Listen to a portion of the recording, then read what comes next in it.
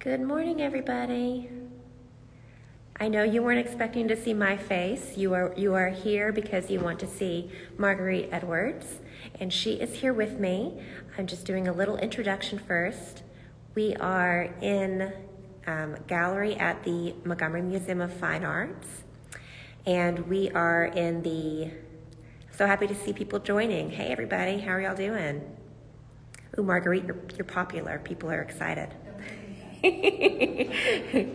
We are in the 44th MAG Museum exhibition with the featured artist, Marguerite Edwards.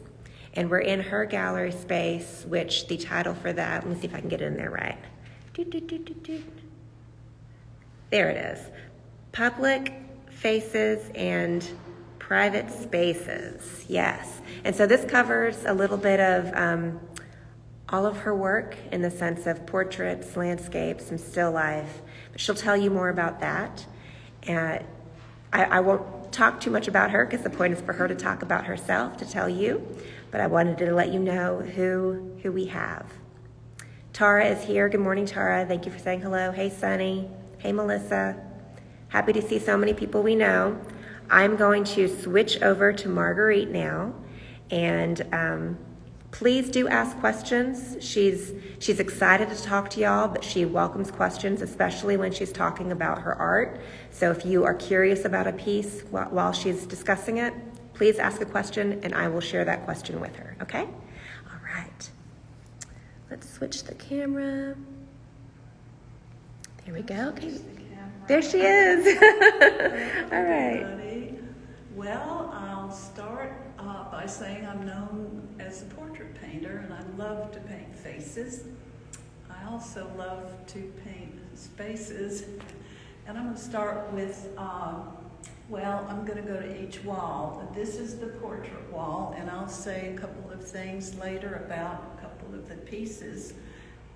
Over here is my character study. And there's a story about each one of these people that I just got off the street and asked them if they'd pose. And New Orleans and Domino's at CC Best that we used to drive past on the way to the beach many, many years ago. Here, let's get a little closer and we can see this too.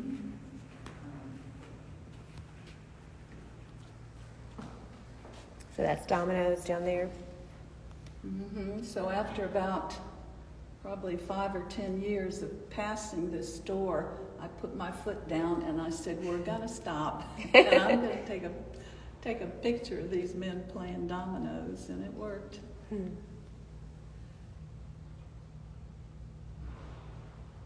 got your fan up there in the ceiling. Yeah. Oh, this one went to Italy. Oh, really? As part of the museum, the sister. Oh, right. Okay. Sister museums. Cool. Yeah, and then that's New Orleans. I thought that was interesting because you've got the voodoo, and inside there were all kinds of skulls and creepy things. And there's a mother with her baby right outside the voodoo house. I love the way you did the neon. That's really nice, Marguerite. It glows. I just keep thinking I need to work on it some more, but Can y'all let me know? Can you hear Marguerite well? Will somebody comment? Just want to make sure that we can hear our featured artist also. Mm-hmm. Okay. And then I'll go to, that's the landscape wall. And this wall I'd like to start with. I work in oil and I work in pastel, pencil. I've done etchings, and Tara said she was going to come over someday and we would crank my little press up. That would be great.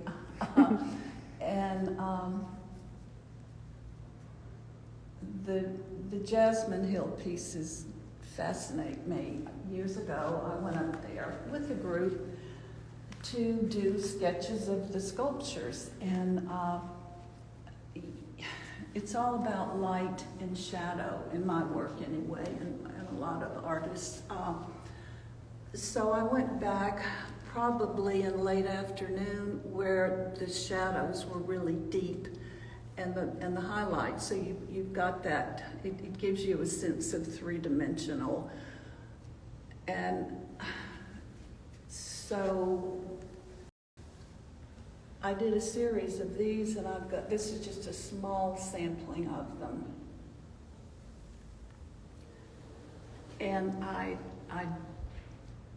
was just so sad after I did some prints of these that Jasmine Hill closed. But I'm so glad I went up there when I did and did these pieces. And like this one is on the back wall of the Della Robbia, I guess you'd call it's a relief on that back wall, and it's in part still there, but I've got it documented with many other. There's Madonna. There's just a whole series of the bigger ones in pastel. So that to me is a treasure that I did it when I did it. And then also we've got the landscape, and if anyone maybe can recognize that one. I recognize that bridge. I know that bridge. Oh, I love that, and that's what I'm talking about, light and shadow. So yes. coming to the bridge one late afternoon, I think we might have been going to some kind of function, and the light, the sun was just hitting it just beautifully, yeah. And I thought, let's stop the car, let me get out and walk around, and I'm so glad I did that. Yeah. And you've got it's not just light and shadow, it's color also. In fact, when I teach, which is seldom, I stress, I think value is almost more important than color. But here you've got complementaries, yellows, purples, blues, and to me it works. Just so you know, Tara commented and said, well done, it's luminous. Oh, thank you. It wasn't that easy to do either with all of these little things, these little right. bricks, but I'm not a detailed person. But you suggest it really well. It's really nice, yeah. Yeah, and that's a lot about my work is I try not to be photographic, but you have to use photographs, especially with landscapes, because who was it? Monet and the Rouen Cathedral. I wouldn't know, I apologize.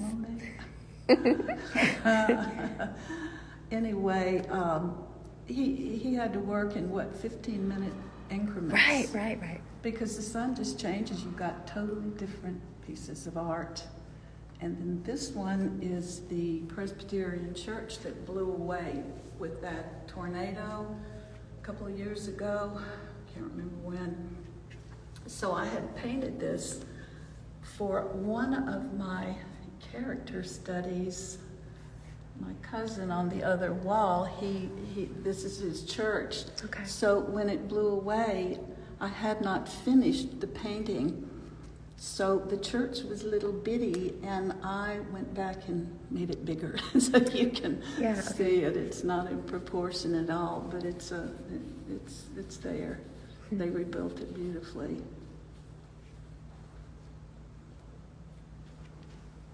And then this was at the museum.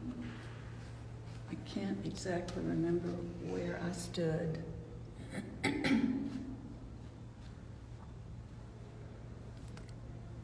So these are in oil. Mm-hmm. These are all oil. I think everything else in here is oil. Okay. Except for the Jasmine Hill series. Okay.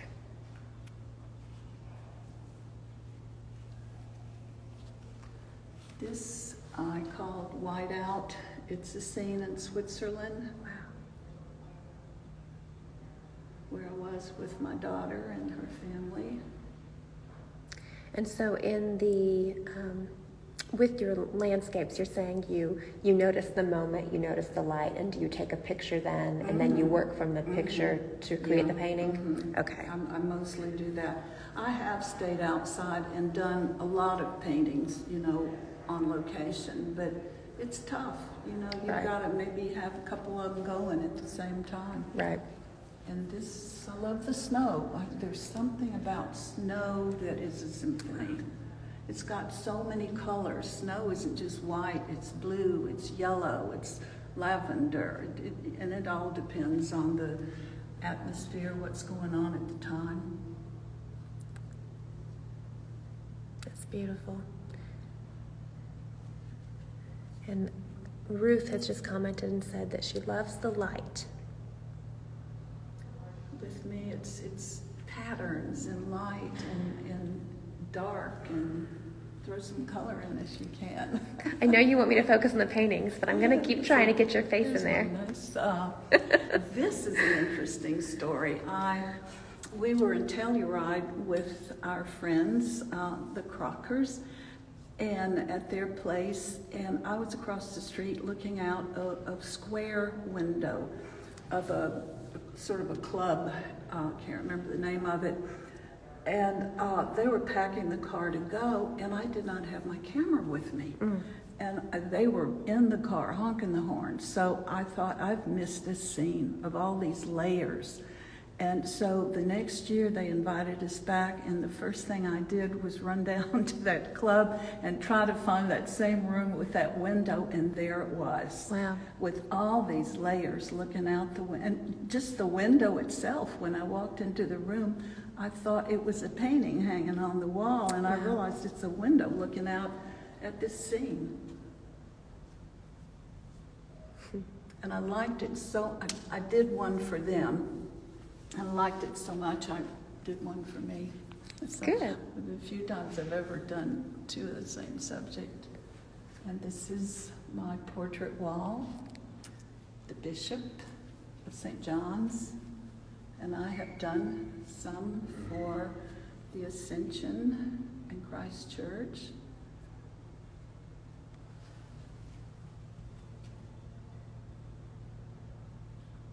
You've captured his expression. There's such a gentleness and kindness He in his was a eyes. wonderful man, and I have not kept up with him, and don't know how he is, or if he is. He did not live in Montgomery. But I liked his hand. I was happy with that.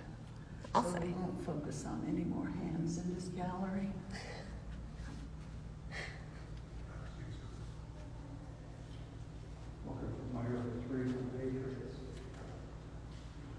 And again, if anybody has any questions while we're going through, they are giving you a lot of comments, Marguerite, of praise. They are loving your work, but Anything else? And this is the Montiel family here. They're beautiful daughters, and I actually think Glenda made their dresses. wow.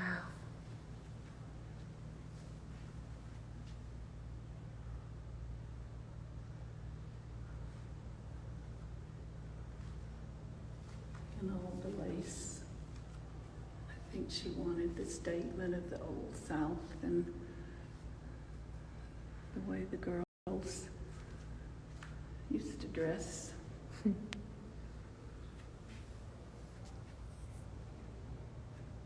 if I can get the angle right there. Reflections. There we go.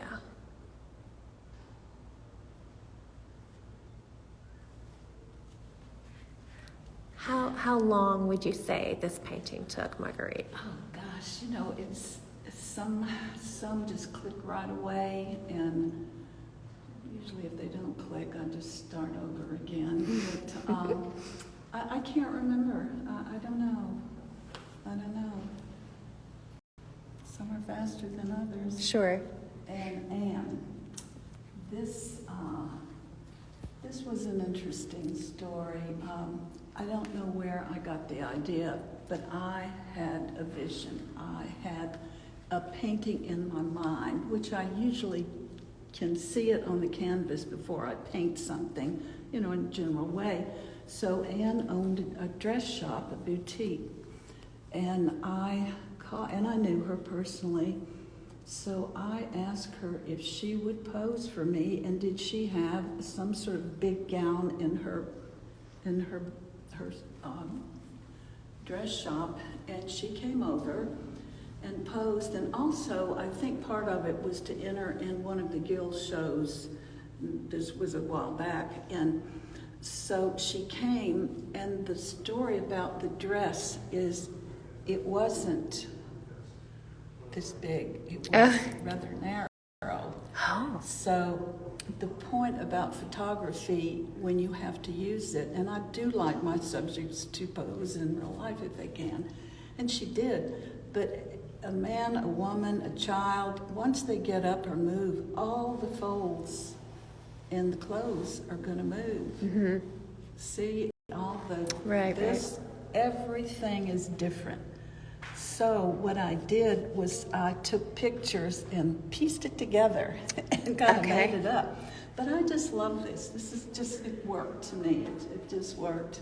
And I think her face did too. She's a beautiful woman. Oh, gosh, yes. Mm-hmm. And I love how subtle these flowers in the background are. I think she brought them too. Oh, really? And the pillows. I don't remember those pillows. But it was interesting. This famous man, Bill Draper, he was from New York, and the Portrait Society was in part started because of this man, and he was a friend of my father's. So my dad got him to come down from New York to judge the Art Guild show. And this was years ago.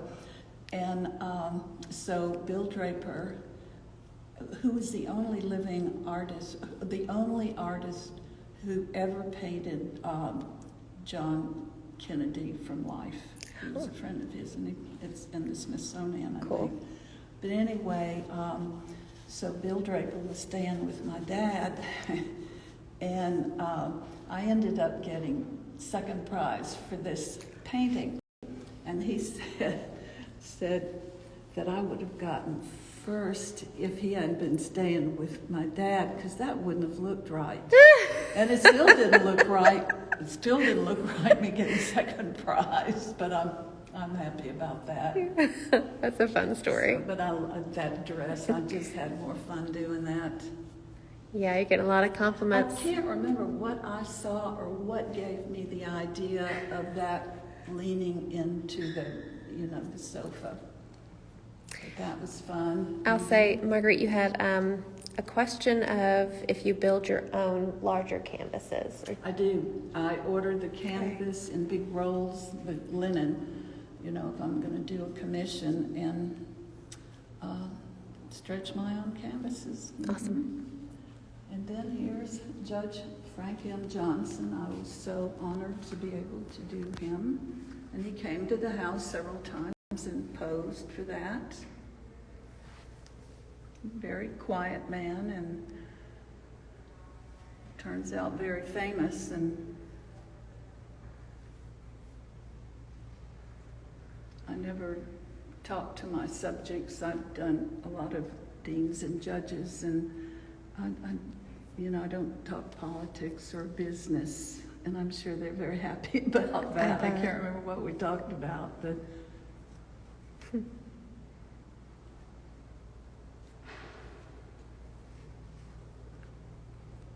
and my Dreadlock Man, he is one of my character studies.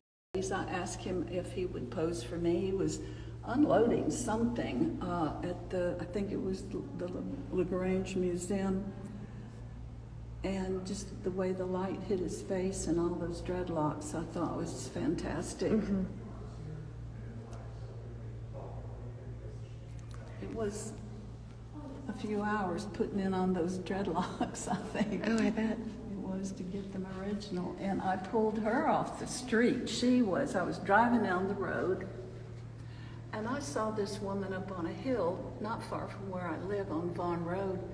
And I kept going, and I thought, I can't let that moment pass. And I turned around and walked up the hill where she was and asked her if I could take her picture. And she said yes, and I did several of her. beautiful. I never got her name, and if I did, I forgot it. And this is cousin David. We call him the old curmudgeon. Or Yosemite Sam. I don't think he'll be watching this,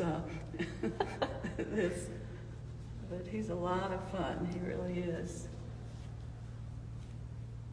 And oh, that's pastel. Yes, my goodness, these. Yeah, these are all pastel. Of course, under glass is going to be pastel. All right.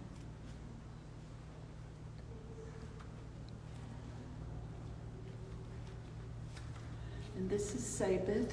He's dead now, but he used to live up at the lake, and we would be driving down the road. He lived in a wonderful old log cabin, and we'd be driving down the road a lot, and he'd be laying over on the road, passed out.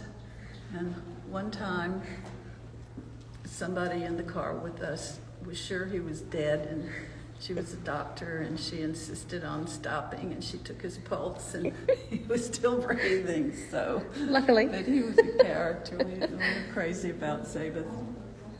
Yeah.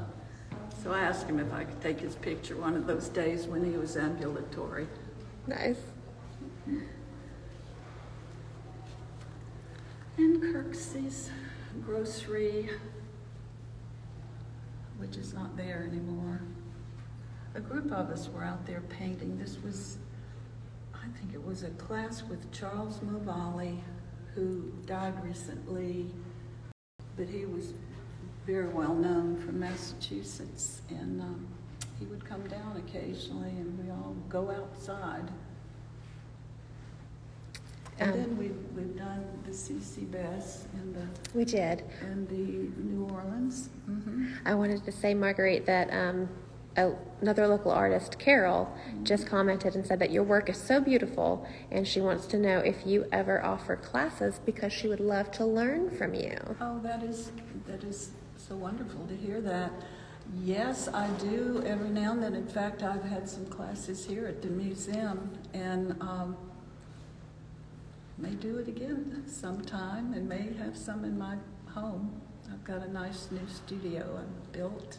Oh, that's fun. Yeah, really nice. Let's see. We've got a little bit of time left, just about 6 minutes. This has been really nice and wonderful. Thank you. You know, we didn't really do the either of the still lifes. Do you want to discuss those? Right.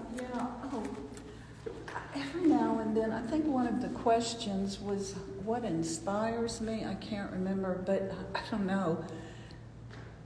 Every now and then I will look and something mundane will say, paint me or draw me. And I was looking at a vase on, just sitting on an old dusty shelf in my house, and it's been there for years and years and years. And I looked at it, and I think it was the light, the way the light was hitting it. And that's my next painting. But the onions spoke to me one day with all their little crinkly skins, or whatever you call it. Just the, you know, if you made that into just black and white, monochromatic, it would still work because of the patterns and the light and the dark. Yeah.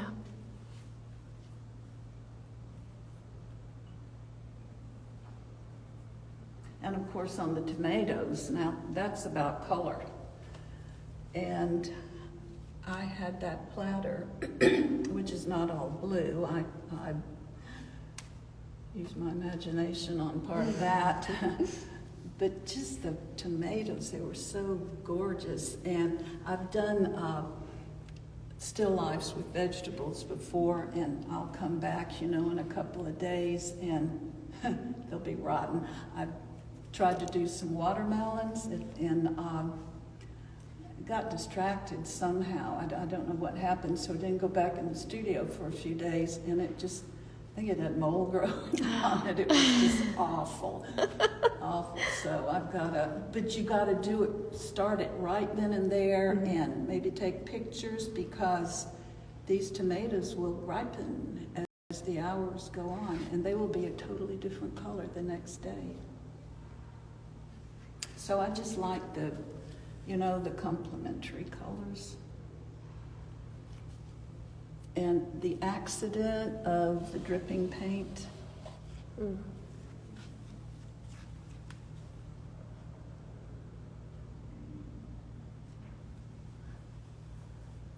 This has been so wonderful, Marguerite. Thank you so much. Well, thank you. I am so honored. And I forgot to mention at the beginning that your father was the first featured artist in the first MAG museum. Yeah, that's very cool. And my grandfather,